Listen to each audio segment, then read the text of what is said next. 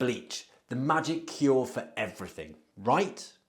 The smell that screams clean. Except it doesn't actually clean anything. Yep, you heard that right.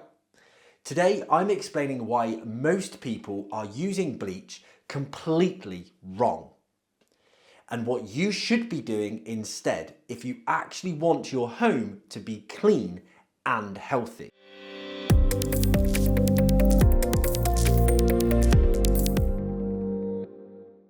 Okay, so let's break this down for you. Bleach doesn't clean, and I'm going to start with the big one. Bleach doesn't actually remove dirt. There is a difference between cleaning and disinfecting. And bleach disinfects, meaning it kills bacteria and viruses, but it doesn't lift away dirt and grime, grease or organic matter. So if your sink looks spotless after using it, that's just because bleach whitens. It masks the dirt, it doesn't remove it. Think of it like spraying deodorant instead of having a shower. You smell better for a while, but the dirt's still there. It will still come back through, and eventually it'll come back through worse than it was before. So you need to actually clean as well as disinfecting. Then we get into the chemistry. Bleach is made up of sodium hypochlorite, which works by breaking down the chemical bonds in stains and microbes. It's effective at disinfection. Hospitals use it in controlled doses, but it's not a cleaner, and that's the difference. When it comes to Vapor Clean's contract cleaning commercial sites, we don't use bleach. We absolutely ban it, and it's not usable because we have to clean and disinfect, and there's much safer ways to do that. When bleach touches organic matter, like grease or dust, it reacts instantly and neutralizes itself. So that flashy kills 99.9% of germs only applies to clean, non-porous surfaces that have already been cleaned, which is actually a way that you should be deep cleaning. You should always clean, then disinfect. If you want to see that practice in action, why not click the link above and you can check out one of our mold cleaning videos. It explains how we have to clean the surface, remove the spores, and then kill them to prevent them coming back and regrowing. Most people these days know the risks of bleach, but here's what they don't tell you. Bleach can release a toxic chlorine gas if mixed with acids or ammonia, which are in most other cleaners. This is one of the reasons why, again, we ban it on all of our commercial sites. We will often have the discussion with customers because they say, we know you don't use bleach, but we want to have some on site just in case. We have to explain that that's dangerous. You shouldn't do that. And I have bared witness to sites where they have had to evacuate a full office block because the cleaners there have used bleach and a descaling solution in the toilets, and it's caused this chlorine gas. It corrodes metals and damages grout, meaning your bathroom looks worse over time. I know tons of people, despite my advice, still use bleach in their bathrooms every day, but you're not removing what you're trying to remove. You're just prolonging things, and it's building up and building up within the grout. And if you do get it on any metal, it will cause damage and corrode. It's harsh on lungs, and that's not just the instant smell. I have sensitive smell, I have allergies, and I have asthma. I absolutely hate bleach. Yes, I'm a little bit biased, I do hate it. But it's especially harmful for kids, pets, and people with asthma. And because it evaporates so quickly, people end up using more, thinking more means cleaner. It doesn't. It just means more fumes and potential surface damage. So why do people still use it? There's usually two reasons. There's the instant gratification. We've all seen those tea stains in a sink. Little bit of bleach, stirred around, leave it for a few minutes, gone. That's always nice. They will be back though. and you will probably damage your stainless steel sink over time.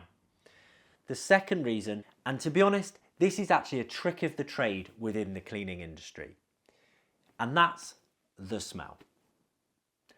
Bleach has become a psychological cure for cleanliness. The smell makes us think fresh, even though it's really just a harsh chemical reaction. It's the same reason people spray disinfectant on visibly dirty surfaces. It feels like cleaning without actually cleaning. Cleaners go in with a really strong smelling cleaner and they spray it around. Instantly, the person walks into the property and thinks that they've worked really hard and it's really clean. They actually check less. I'm not going to lie, we do use deodorizers when we do some cleans to help make it smell better. Don't get me wrong, we're not avoiding the hard work of actually cleaning, but we can work really, really hard on a clean and have it spotless. Yet because a customer walks in and they don't smell that smell because of our dry steam technology, they think we haven't cleaned properly. So by adding that deodorizer in as well, just increases the satisfaction and the thought of how clean. So what is the right way? Well, here it is. Number one, ditch the bleach. Clean first, disinfect secondly. Use a general purpose cleaner or eco degreaser to lift the dirt and remove it away. That can be simple, it can be cost effective, just a general cleaner, a microfiber cloth, and away you are.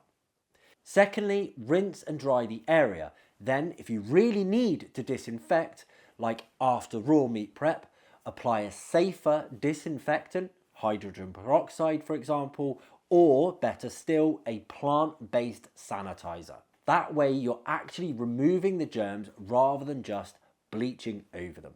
So when does bleach make sense? Now this is a hard one for me to get out because I am not a fan of bleach at all. Frankly, I'm not going to hide that. But bleach can have a place. Some people love it on toilets.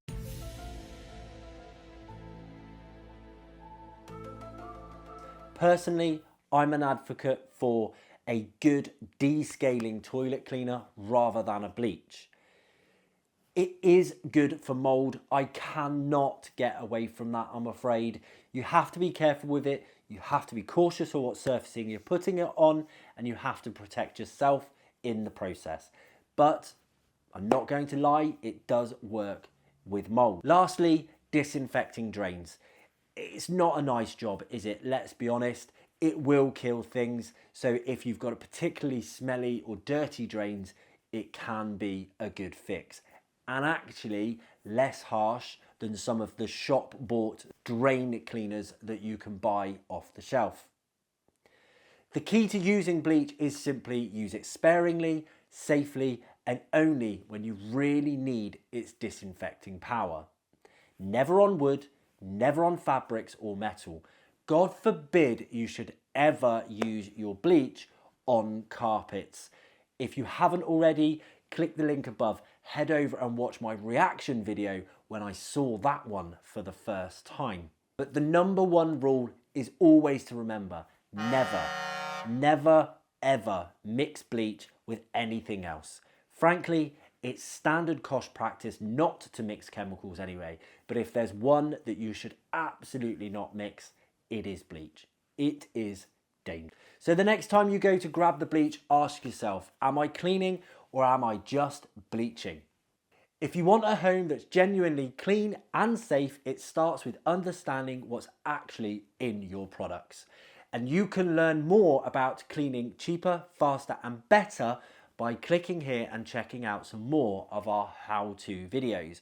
If you want to find out more about our cleaning practices, and if you want to see how oddly satisfying watching professional cleaners in action is, click here to see our Behind the Cleans series, where we swing open the doors and show you exactly what it's like to run a UK cleaning business. Please don't forget, click that subscribe button, turn on the notification bell. I hope to see you next time. Thank you.